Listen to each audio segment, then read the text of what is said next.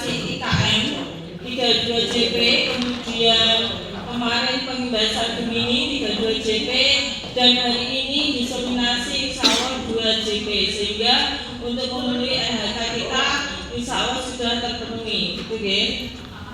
Baiklah Bapak Ibu, saya akan bacakan susunan acara hari ini. Yang pertama adalah pembukaan, kedua sambutan dari kepala sekolah penanggung jawab Pondok Ceria, yang ketiga pemaparan materi diseminasi budaya positif oleh Ibu Nur Setiarini SPD MPD dan Ibu Lutu Amalia. Sedangkan yang terakhir adalah penutup. Mengawali acara kegiatan pada siang hari ini, marilah kita buka dengan bacaan basmalah. Bismillahirrahmanirrahim. Dan yang kedua, acara yang selanjutnya yaitu sambutan kepala sekolah.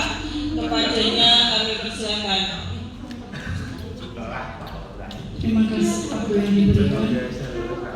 Assalamualaikum warahmatullahi wabarakatuh.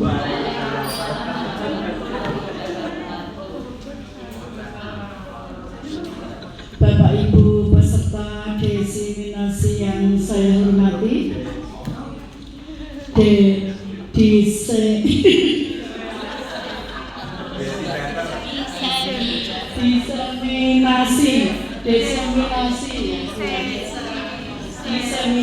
ya.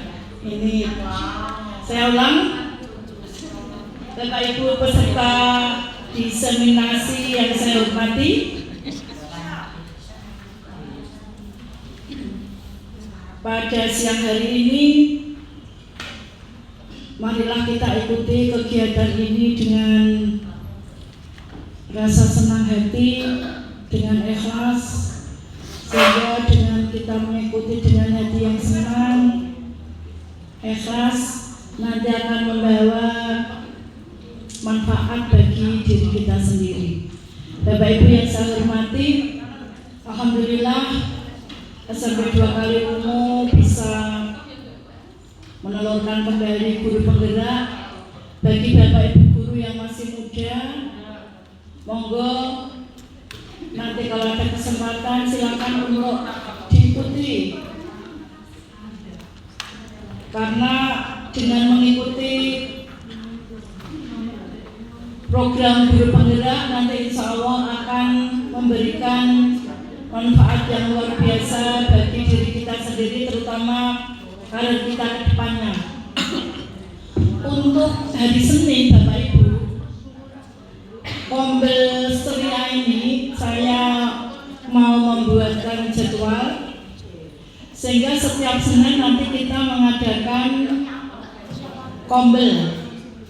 Kita mengadakan pengindasan tidak hanya dari guru penggerak Bapak Ibu, tapi dari semua guru mapel.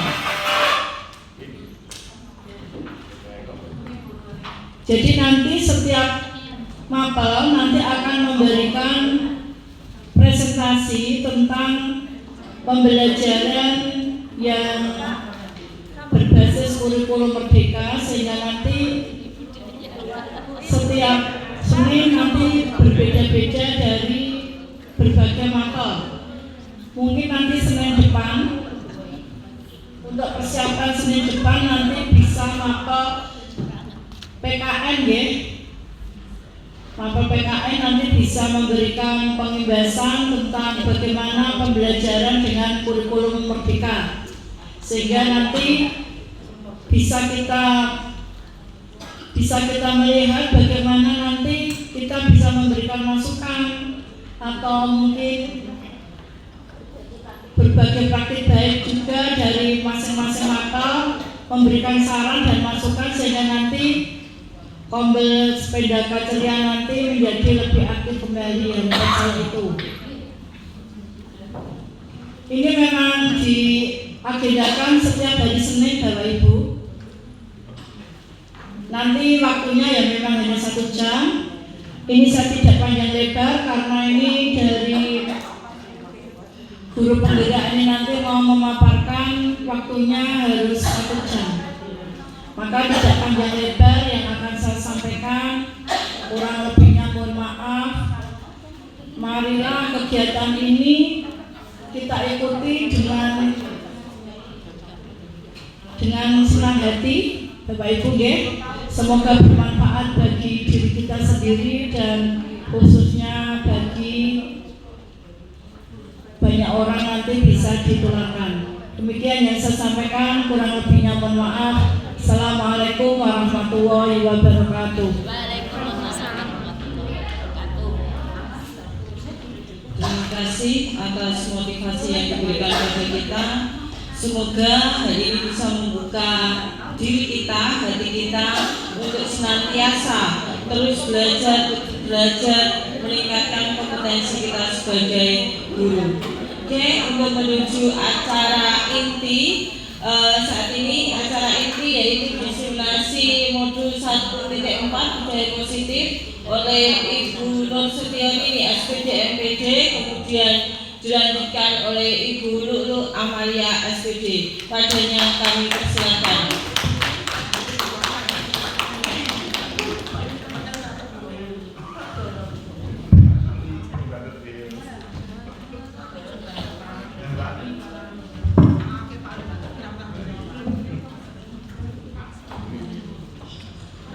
Assalamualaikum warahmatullahi wabarakatuh.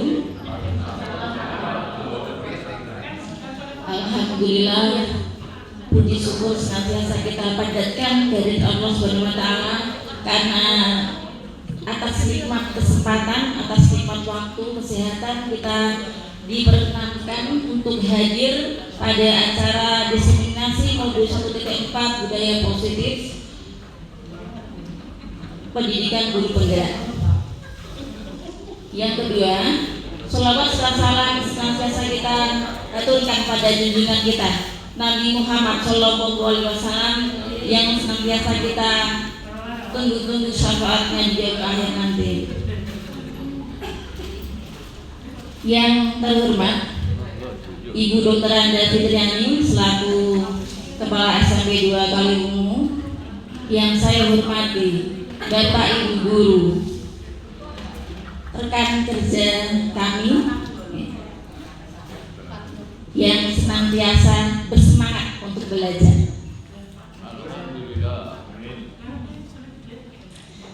Izinkan Bapak Ibu, kami ibu-ibu CGP mendapatkan tugas untuk melakukan pembebasan atas pemahaman kami tentang modul 1.4 yaitu budaya positif. Saya sendiri dan Bu Lulu mohon izin untuk menyampaikan materi yang kami dapatkan selama pendidikan guru penggerak. Kemudian berikutnya untuk rekan-rekan kami, ibu-ibu GP yang sudah lolos dalam pendidikan guru penggerak, Ibu Dian Anggraini yang sudah menjadi fasilitator Daksus, Dian Dian Fariha, Rangit dari dulu,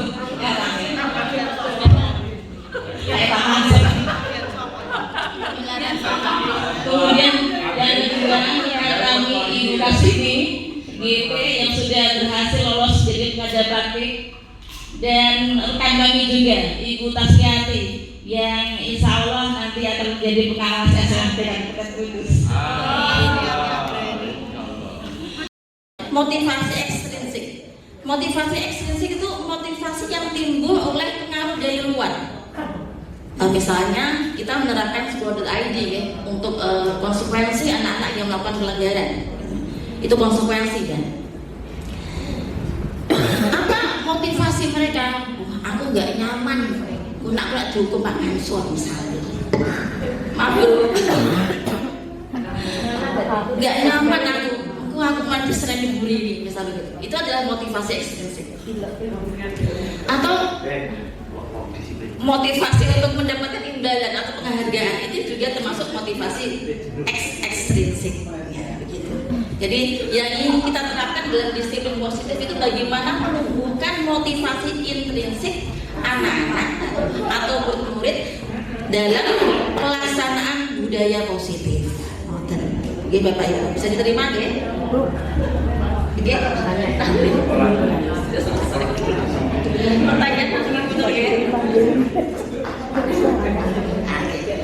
Kemudian Bapak Ibu harus tahu juga tentang perbedaan antara hukuman, konsekuensi dan restitusi. Restitusi itu kalau saya belajar di PGB itu sebagai kosakata yang baru bagi saya. Oh, itu restitusi, gitu ya, karena saya nggak pernah dengar kata restitusi. Mungkin Bapak Ibu guru yang mapel BK mungkin yang sudah diberikan ilmu tentang bagaimana mendisiplinkan anak itu mungkin mendapatkan kosakata tentang restitusi. Tapi kalau saya fact-nya itu bahasa Inggris ya, restitusi itu awal atau baru bagi saya gitu. Restitusi Bapak Ibu, restitusi. Hukuman itu tidak terencana atau tiba-tiba, bisa dilakukan secara verbal atau fisik. Bocah telat, kono lari lapangan, yes. Menjiwai ya Bapak Ibu ya. Menjiwai banget ya. Itu tidak terencana atau tiba-tiba, verbal atau fisik, begitu. Kemudian yang kedua itu hukuman itu murid tidak tahu apa yang akan terjadi atau tidak dilibatkan dalam penyelesaian atau konsekuensi yang diberikan. Kalau kita membuat kesepakatan kelas kan biasanya anak-anak kita kesepakatan kelasnya menghargai orang lain ya. Contohnya apa? Mendengarkan ketika Bapak Ibu guru menjelaskan materi. Kalau kalian melanggar apa konsekuensinya? Begitu. Itu ada pelibatan anak-anak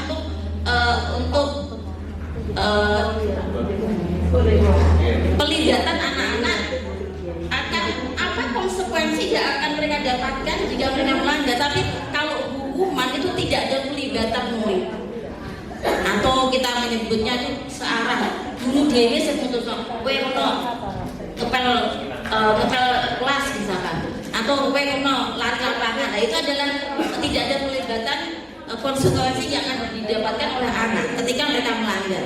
Seperti itu. Atau bersifat searah gitu ya, begini, bersifat searah. Sedangkan beberapa poin yang bisa kita ambil. Yang pertama itu disiplin itu harus merujuk pada self disiplin. Yang kedua, karena posisi anak-anak itu masih dalam taraf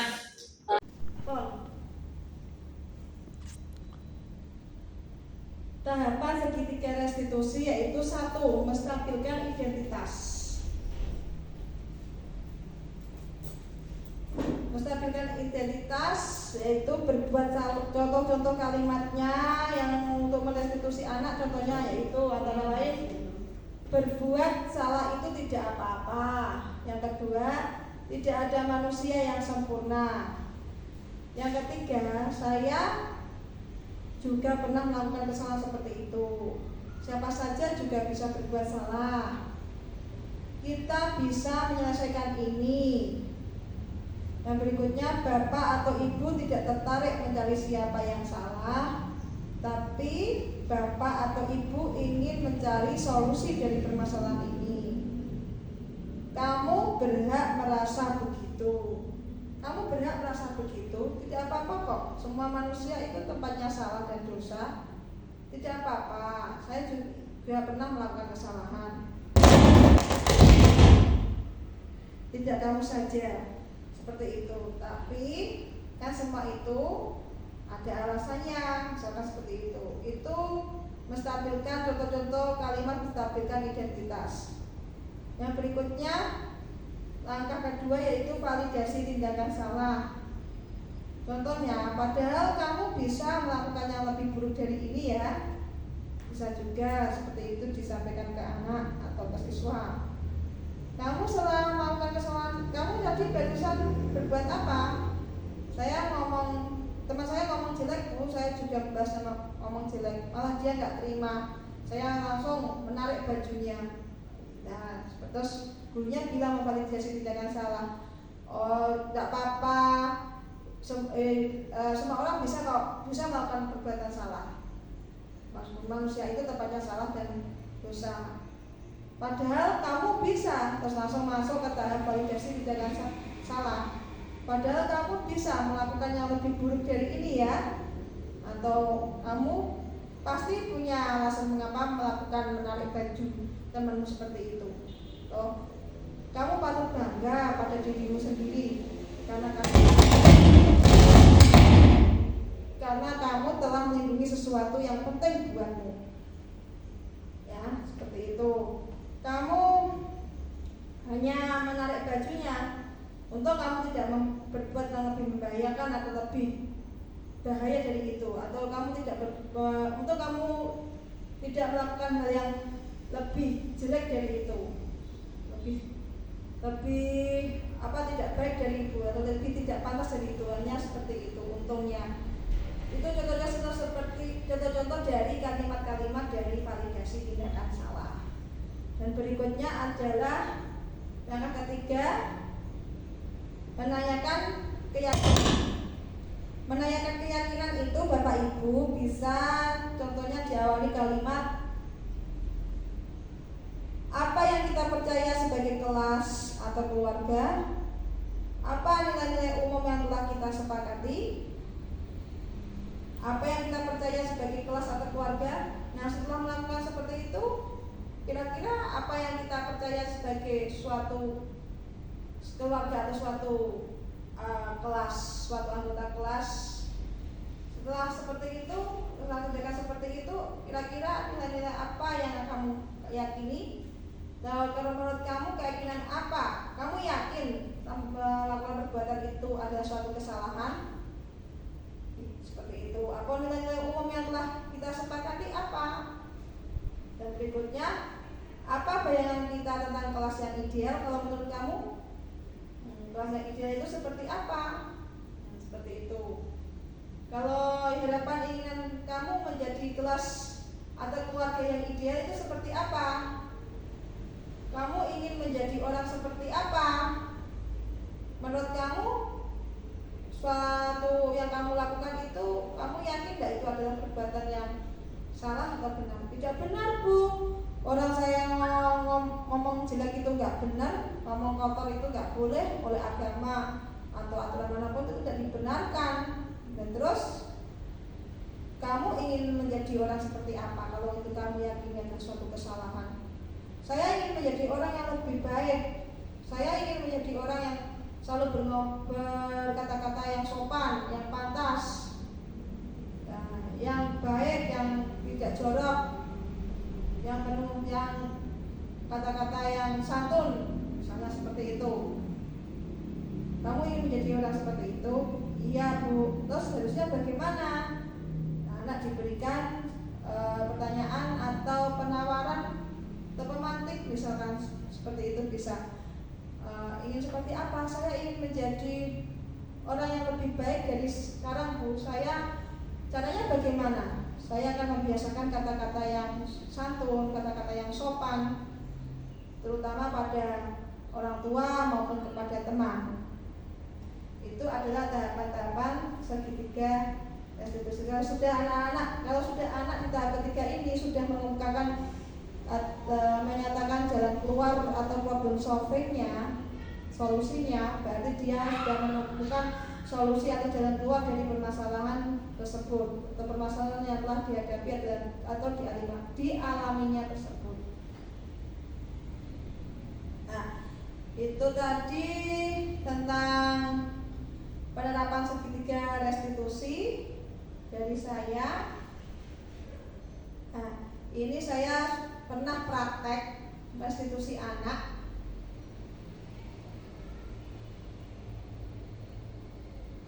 Restitusi anak tersebut telah melakukan kesalahan dan dia menemukan jalan keluarnya sendiri. Dan ini adalah tanggapannya. Refleksi hari ini, sebelum saya tutup refleksi, saya perlihatkan satu video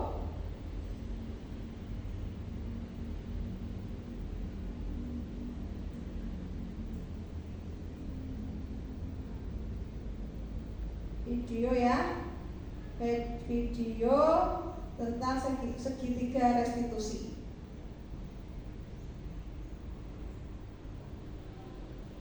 Silakan Bapak Ibu amati di video ini dan harap mohon untuk mengambil pelajaran yang ada dalam video ini seperti apa penjelasan-penjelasannya, dan ada beberapa macam kasus di dalamnya. Ngaten nggih?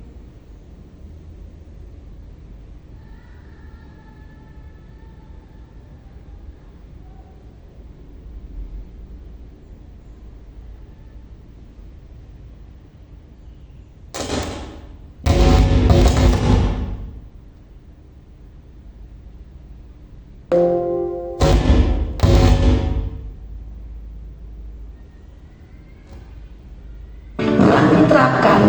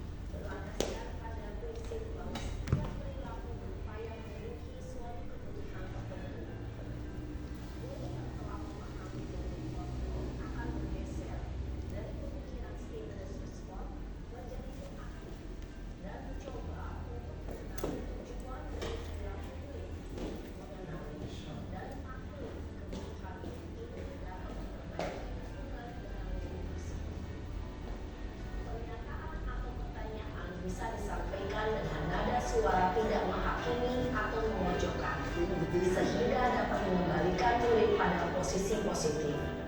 1. Kamu bisa saja bertindak lebih gegabah lagi dari ini. 2. Kamu bukan melakukannya tanpa suatu alasan tertentu. 3. Kamu melakukannya karena mempertahankan sesuatu yang penting bagimu. 4. Mungkin kamu bisa mempelajari suatu perilaku baru yang lebih efektif. Bersediakah kamu mempelajarinya? Selanjutnya, kita akan simak sisi terakhir, yaitu menanyakan keyakinan. Teori kontrol menyatakan bahwa pada dasarnya kita termotivasi secara intrinsik. Pada saat perilaku yang salah telah divalidasi dan identitas sukses telah stabil, maka murid telah siap mengaitkan keyakinan-keyakinannya dengan tindakannya yang salah dan pemikirannya telah bergeser ingin menjadi orang yang dituju. Pertanyaan-pertanyaan ini dapat mengaitkan keyakinan-keyakinan yang dianut murid. 1. Sebagai keluarga atau kelas, apa yang kita yakini? 2. Nilai-nilai apa yang telah kita sepakati? 3. Seperti apa gambaran sebuah kelas yang ideal bagi kamu? 4. Kamu ingin menjadi orang seperti apa?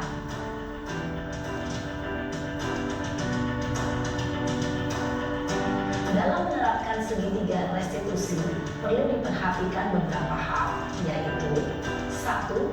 Perilaku yang salah perlu dikaitkan dengan nilai-nilai atau keyakinan-keyakinan yang telah disepakati atau dituju. 2. Kesediaan orang yang melakukan kesalahan untuk memperbaiki masalah. 3. Pemecahan masalah sebisa mungkin relevan atau memiliki hubungan dengan masalah yang ada. 4. Usaha. Perlu adanya suatu usaha perbaikan dari pihak yang berbuat kesalahan. 5. Waktu. Perlu didedikasikan waktu dari pihak yang berbuat kesalahan. Tanyakan kapan akan mulai diberlakukan usaha untuk memperbaiki masalah. Dengan memahami struktur penerapan segitiga restitusi, diharapkan guru dapat menerapkan posisinya sebagai manajer dengan mengajukan pertanyaan-pertanyaan bermakna yang dapat membuat murid menjadi lebih percaya diri, bertanggung jawab, dan mandiri. Nah, Ibu Bapak Guru, perlu tidaknya mengikuti ketiga tahapan dalam segitiga restitusi bergantung pada ringan beratnya suatu permasalahan. Misalnya, bila permasalahan tersebut ringan, maka tidak perlu dijalankan secara berurutan. Bahkan bisa semudah menanyakan apa keyakinan yang kita sepakati. Dengan menjalankan segitiga restitusi, dengan mengajukan pertanyaan-pertanyaan bermakna, diharapkan murid menjadi lebih kuat secara pribadi, dapat membuka wawasan murid agar dapat menyelesaikan permasalahannya sendiri, semakin percaya diri, mandiri, dan merdeka. Salam dan bahagia, Ibu Bapak Guru hebat.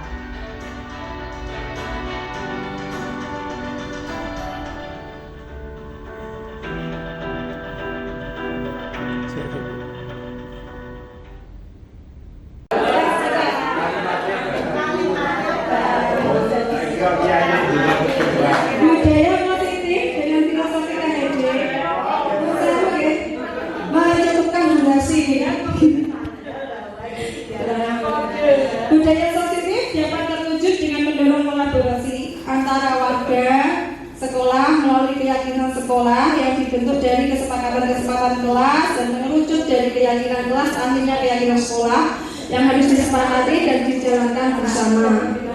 Salah satu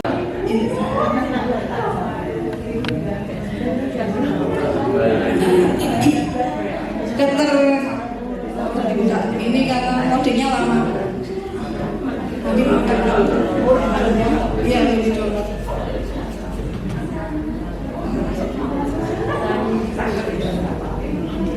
Berarti tanda-tanda video barangan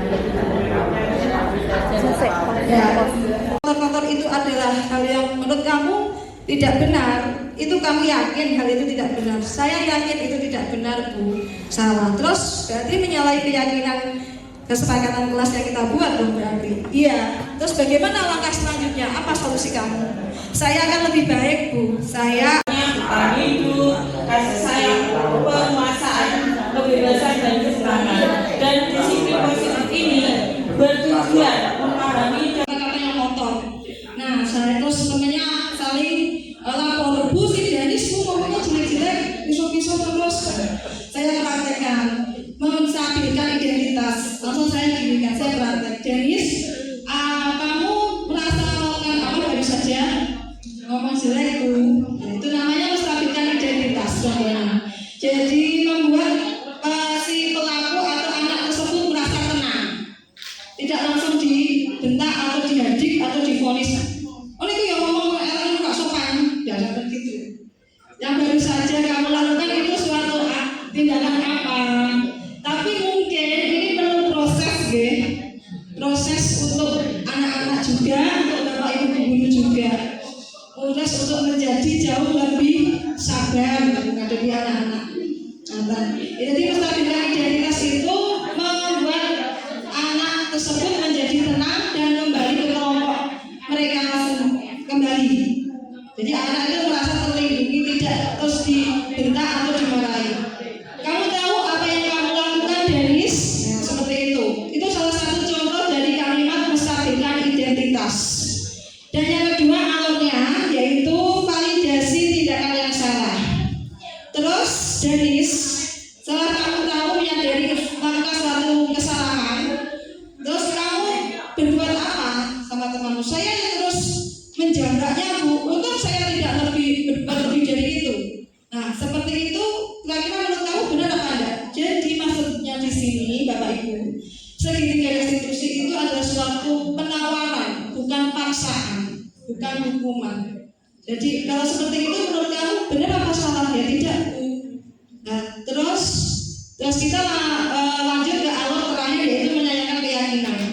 Kalau kamu merasa tidak benar bahwa ngomong yang kotor-kotor itu adalah hal yang menurut kamu tidak benar, itu kami yakin hal itu tidak benar. Saya yakin itu tidak benar, Bu. Salah. Terus jadi menyalahi keyakinan kesepakatan kelas yang kita buat dong berarti. Iya. Terus bagaimana langkah selanjutnya? Apa solusi kamu?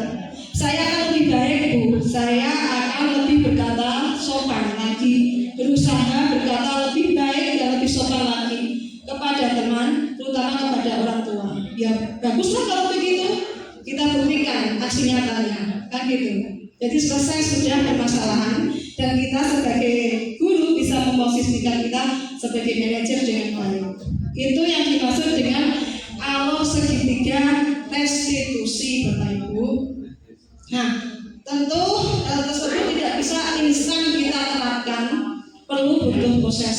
Ini sudah saya terapkan, ternyata di hari kemudian saya mendapat laporan juga dari teman-teman, Bu Denis ngomong kotor lagi, Bu Denis ngomong kotor lagi itu tiap hari.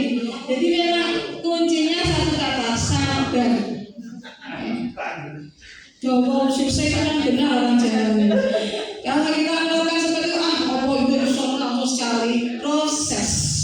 Yang tadi sabar, satu kata. Jadi anak-anak juga perlu berproses. Kita sebagai bapak ibu guru juga berproses.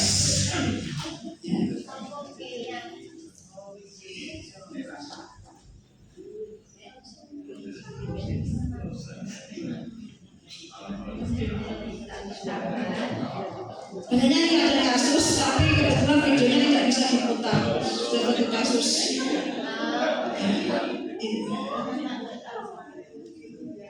Dengan menerapkan budaya positif di sekolah akan mempermudah tercapainya tujuan pendidikan nasional yang sesuai dengan filosofis pendidikan Ki Jakarta, yaitu pendidikan yang berpihak pada murid, menuntut tumbuh kembangnya segala kodrat yang ada pada murid. Bahwa kita bahwasanya sebagai guru itu harus menuntun, membimbing, mengemong anak peserta didik kita dengan baik, dengan sesuai dengan kodrat tuntutan kodrat alam dan kodrat zamannya, untuk anak tersebut mencapai kebahagiaan yang setinggi-tingginya dan keamanan, mencapai kemerdekaan dan kebahagiaan yang setinggi-tingginya. Itu filosofis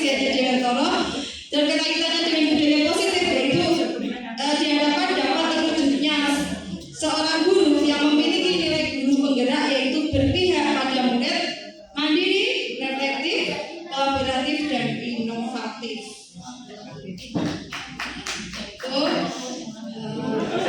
saya,